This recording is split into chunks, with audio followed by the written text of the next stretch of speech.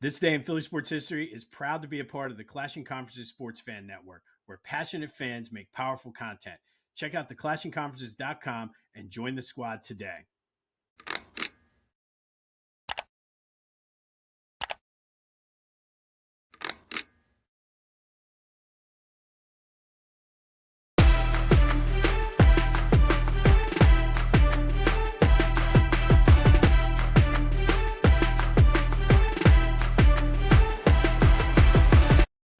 What's up, everyone? Welcome to this day in Philly sports history for September 4th, 2025. I'm your host, Jim Montgomery.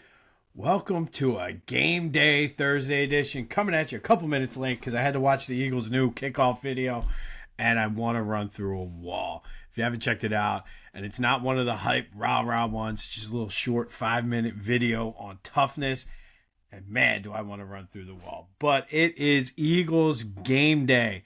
Finally, they are going to raise the banner. Good news. FanDuel, thank you, FanDuel, is picking up the tab to make sure there's enough trains running to get people to the game, get people home from the game, so it's not going to be a hard stop cutoff time. Thank you, thank you, thank you. The other big news I saw drop yesterday, it looks amazing. Apparently, Saquon has been doing a video diary basically since around COVID, and it's turned into a documentary that's going to come out on Prime leading up to the Giants game on October 9th. Looks good. Super, super excited to hear that and see that, but it is game day. Finally, game day. Typically, I'd spend about 10 minutes going over the game, but that has been moved to another podcast. The Brotherly Birds Breakdown is up.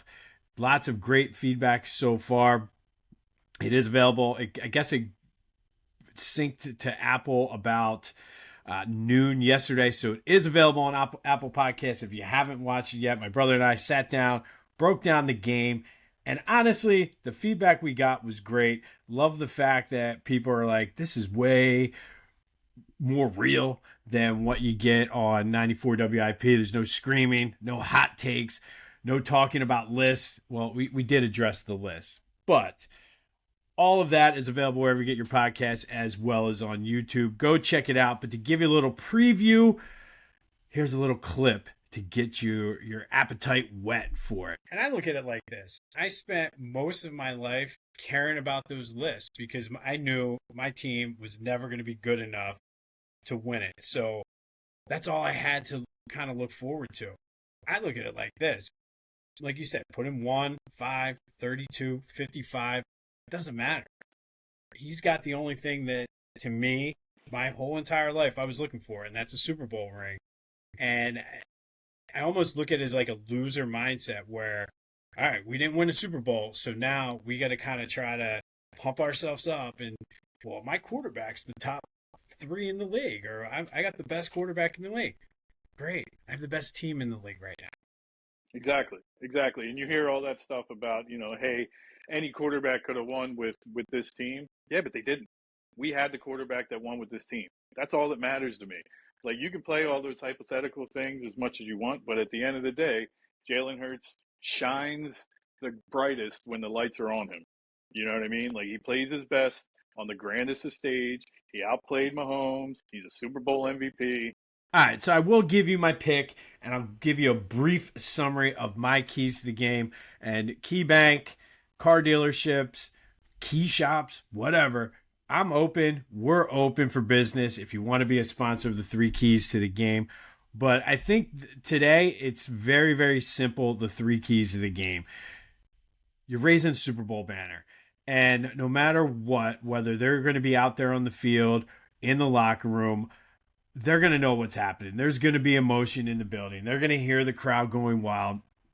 As I mentioned on the podcast, there is going to be clips throughout the game, in between plays, timeouts of Super Bowl things. So first and foremost, they need to keep their emotions in check and focus on the task at hand, which is beating the Cowboys. That's number one. Keep your emotions in check. It's an emotional game. It is a huge game. I don't care what they say. I like the fact that I've made it perfectly clear on this pod. I like the fact that they're going into it with we're not defending, we're not this, blah, blah, blah, blah, blah. However, it's a big game. I mean, nothing is going to change that no matter what you say. So keep those emotions in check. I think they got to pressure Dak. Cowboys have no running game. So I want to see the front four tee off, get pressure on him, and force him to be Dak. He's going to Dak. And that's part of why the Cowboys are in the situation they are. So get pressure on him early. And then offensively, I want to see balance. It is what it is. The stats and the numbers speak for themselves as far as Saquon having the touches in the next year. I believe if anybody is going to be able to bounce back and have another big season, it would be Saquon. But why risk it? Balance it out. Let the run game set up the pass. Open it up for Jalen. But those are my three keys to the game. For more on the game, more on the Eagles, Cowboys, the banner, the dumpster fire that is the Cowboys, go to the Brotherly Birds breakdown. My brother and I break down the game and get you ready. We give you some betting picks, give you a little bit of fantasy, and make our predictions for the game. So that is available wherever you get your podcasts as well as on YouTube. And, of course, for the pick, of course I'm going with the Eagles. The spread was 8.5. It's kind of a big line, but I do think it's an emotional game. They're going to use that emotion. I think they cover the 8.5. So that's my official pick is 8.5. I am going to play that. I probably will do a same game teaser where I tease the Eagles down, tease the over down, and take the over. But that is the pick. Finally, game day. We raise the banner, take on our bitter rivals, and now we have rides home from the game thanks to FanDuel. Couldn't be a better day. But I do highly recommend, I have it up here on my other screen, checking out the Eagles kickoff video. Nick Sirianni basically asked what it means to be tough. And like I said, I'm ready to go through a brick wall, run down on the field, and sack Dak Prescott myself today. Let's go. Eagles, Cowboys tonight. All right, Phillies, not as good. Kind of came out flat. Lost 6-3. Nola was horrible in the first inning, giving up 5 runs before he even recorded an out. Starting to become a little concerned with Nola now. And I don't know if that means you bring up Painter right about now, give him a shot. And I know everybody's like, well, who knows? But the thing with bringing up Painter now is there's a precedent that's already been set. Back in 1980, the Phillies brought up Marty Bystrom, who was huge for them down the stretch and in the postseason as a rookie. Why couldn't it be Painter? And at this point, if Nola's going to be giving up 3, 4, 5 runs early in a game, why not get Painter's feet wet and let him do the same thing? But they did out-hit the Brewers 9-6, just could not get runs in, like 3 double plays that cost them the game. But it's kind of one of those no harm, no fouls that the Mets had lost earlier in the day. So the lead in the NL East stays at 5.5. Huge game this afternoon at 4. So you got a nice little Phillies-Eagles doubleheader today. I love it. Absolutely love it. But big game. Rangers on the mound today. Would love to see them win 2 out of 3 here in Milwaukee before I believe they go to Miami to take on the Marlins before that huge series against the Mets. But Phillies lose to the Brewers 6-3. But no harm, no foul. Mets lost as well, so the lead is 5.5. Let's go, Ranger. All right, going back to yesterday, the trivia question. I asked you, in 2000, in honor of the Pickle Juice game, who was the Eagles' leading rusher that season? Lots of people said it was Deuce, but Deuce got hurt 5 games into the season. Remember, they were bringing in like Darnell Autry, Stanley Pritchard, I think, got some carries. But Donovan McNabb was the leading rusher with 629 yards in 2000. All right, some housekeeping. I mentioned the Brotherly Birds breakdown. Available at least right now on Apple and Spotify. If you get your podcast somewhere else, let me know. I'll get it uploaded there. There was still some distribution issues with Spotify for creators yesterday. So we are on Apple, we are on Spotify, and we are on YouTube. So go check it out there. Be sure to follow me on social media, Jimbo_Mont on Twitter and TikTok. On Instagram, @PhillyJimbo. Subscribe to the YouTube channel, Jimbo_Mont. All videos for both podcasts go right to the YouTube channel. So you'll be able to check not only this podcast, but as well as the Brotherly Birds breakdown. And who knows, if the feeling is right, I might just do some live stuff this season. I know I've been teasing it. It's probably going to be one of those spur of the moment things, but the best way, just in case it happens, is to subscribe to the YouTube channel. And then, of course, continue to spread the word. If you're a new listener due to the Brotherly Birds breakdown, welcome. Or if you're just a new listener in general, we're glad to have you. Be sure to hit that like, subscribe button, leave a review, leave a comment. All of those things help us out with the algorithm as we try to outsmart it. All right, let's get into some Philly sports history. Let's go back to 1997. On September 4th, 1997, Phillies beat the Expos in Montreal 6-4. Rico Brogna hit a home run, and rookie catcher Bobby Estalella hit 3. One of the more unlikely 3 home run games you can imagine. It's one of the few highlights of that 97 season. The Phillies went on to lose 94 games that year, but Estalella became the first rookie in Phillies history to hit 3 home runs in a game. He hit 2 of them off a future Hall of Famer and future Philly, Pedro Martinez, but that happened on this day in 1997. And we're going to go back to 1988. And on this day in 1988, the Eagles opened the season with a convincing 41-14 win over the Buccaneers. It was 34-0 at the half, which led Buddy Ryan to set the starters for pretty much the entire second half. Randall Cunningham only played that first half, threw for 156 yards, 2 touchdowns, and ran in another. The defense was typical Buddy Ryan defense, intercepting Vinny Testaverde 5 times. Basically, this game set the stage for what a fun season 1988 would have been. I remember this year extremely well. It was the first year I really got into following the entire league and not just watching Eagles. I think I've talked about this on this podcast before, but my grandparents would give us the Miller Lite football handbook. It was like a little pamphlet that previewed the entire season and then gave you a spot to write the scores in for each week. And I remember before the internet, kids, you used to have to watch the post-game show or look at the ticker on the 4 o'clock games to try to get those scores in, or if you had to look at the paper the next day. But it was a lot of fun, kind of fueled my Eagle fandom and my love for sports history, specifically Philly sports history. But that 1988 season was fun, and it opened this day with a 41-14 win over the Buccaneers, where starters didn't even play the second half.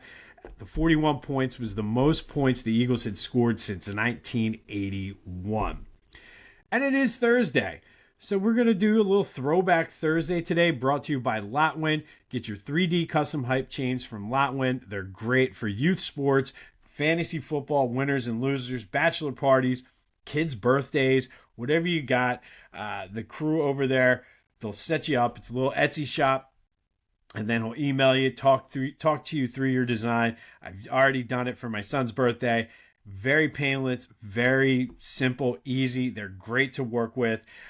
So go to lotwin.com and use the promo code TCCPOD to take 10% off of your order. And we're going to throw it back to that 1988 team. I already told you, like, one of my all-time favorite teams. Basically, this is the team that taught me a lot about being a Philly fan. Taught me about the highs, the lows, and more importantly, disappointment. This is when I started to get the calluses as a Philadelphia fan. But after that big win, they would go on to lose 3 straight. They were all close against the Bengals, Washington, and the Vikings. But after that loss to the Vikings, they would go down the stretch and finish 9-3. The season came down to the final day of the season. All they had to do was beat the Cowboys, and they were in the playoffs for the first time since 1981. They had an outside shot at the division. They were tied with the Giants, or the game behind the Giants, who were up in New York to play the Jets, who were not very good. Eagles took care of business with a 23-7 win over the Cowboys. And then the Jets, I remember this, we did our family Christmas party with my cousins, uncles, and everybody. And I'll never forget it. The Eagles had already beaten the Cowboys. We're waiting to see what happened. Obviously, CBS went to the final live look-in or whatever they did back then of the Giants-Jets. All my cousins, my brother, all the kids were outside playing, getting hyped to open presents and things like that. I was glued with my grandfather, my uncles, my dad, watching the end of that Giants-Jets game. And Al Toon, I'll never forget it as long as I live, caught a pass in the end zone to give the Jets the win. Eagles win the division. They would go out to Chicago on New Year's Eve to play the divisional round, and everybody knows what happened there. It was the infamous Fog Bowl, which to this day still infuriates me because the Eagles would have won that game. To me, that could have been a Super Bowl season. I think they could have gone out the next week and beaten San Francisco because it would have given them confidence. And then who knows, at that point, the NFC was dominating the AFC in the Super Bowl. So likely the Eagles would have beaten the Bengals in the Super Bowl, kind of a rematch of a game earlier in the season. But Mother Nature had other ideas as the fog rolled in. And again, like I said, I remember being so hyped, and this is where I started to get my calluses as an Eagles fan. But I think that a win there would have changed the entire trajectory of the Buddy Ryan era because he would have had a playoff game win in his first attempt. That team could have easily made it to the Super Bowl. I think of all of the 49ers teams, that was probably the weakest one that won the Super Bowl, and that's not taking anything away from San Francisco, so don't send me any hate mail there. But that 88 season was fun. Defense forced 44 turnovers.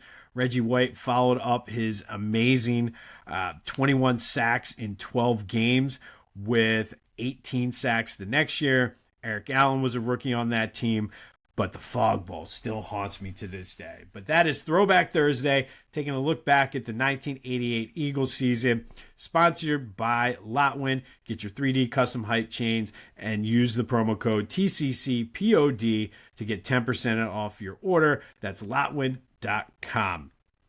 That does lead us to today's trivia question, though. I mentioned Eric Allen. Who was the leader in interceptions for the Eagles in the 1988 season? Hit me up on the Discord channel, which is the first link in the description. The Back to the Future voice and text line, 267-495-8531. Get that. Anything else Philly sports related off of your chest. But who led the 1988 Eagles in interception? Want to show off your Philly pride without saying a word? Philly Goat has you covered. From tees, hoodies, shoes, and hats, their gear screams Philly louder than an Eagles fan at the vet.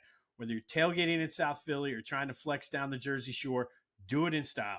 Hit up phillygoat.com, use the promo code Jim Montgomery, and get 10% off your order. Philly Goat, because being Philly ain't a choice, it's a way of life. Go Birds! All right, and finally today we're going to continue our look at underrated and underappreciated players in Philly sports history. Today we're going to go and talk a little Sixers and take a look at Mo Cheeks. And it's hard to say sometimes that a Hall of Famer is both underrated and underappreciated, but I think Mo Cheeks, especially in Philly, fits that mold.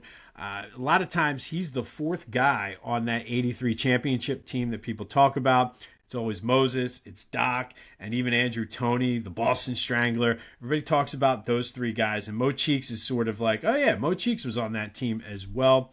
But Mo, in his own right, was a four-time All-Star, five-time All-Defensive NBA team, four times on the first team. His number 10 is retired. But with the Sixers, averaged 12 points a game for a point guard, which was pretty good. 7 assists and 2 steals a game. But he was an all-around good player. Like, offensively and defensively, he could do it all. I've talked about different times on this podcast where he hit big shots to give the Sixers or made the pass or made the steal.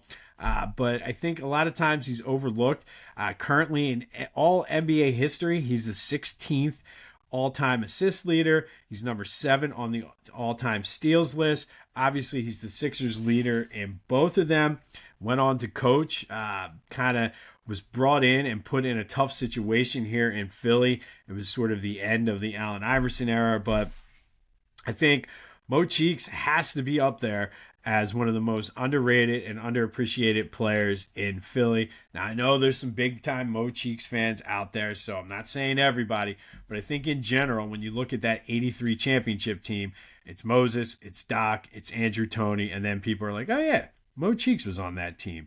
But let me know your thoughts. Is Mo Cheeks deserving of being underrated and underappreciated? I think so, especially if you look at his all-time numbers in the NBA. But let me know your thoughts on Mo. Let me know the answer to the trivia question. Anything else, hit me up on the Back to the Future voice and text line 267-495-8531. Want to talk Fog Bowl? I'm always up for a good Fog Bowl discussion because it's just, man, they would have gotten it together in the second half if they could have just seen the damn field. Still. But it's Eagles game day, and that is today's question today. What's your prediction for tonight's game? It could be score. I don't think there's anybody in Philly who thinks the Eagles are going to lose this game, which kind of does scare me. But this is new Philly. We have 2 Super Bowl titles.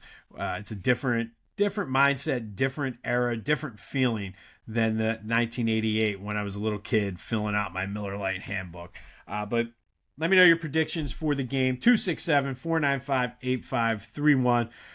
On this day in 1988, Eagles opened with a 41-14 win over the Buccaneers. Defense dominated. Randall was dominant.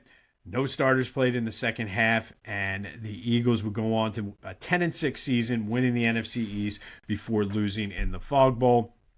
And then in 1997, Bobby Estalella hit 3 home runs for the Phillies in a 6-4 win against the Expos. Rico Brogna added another.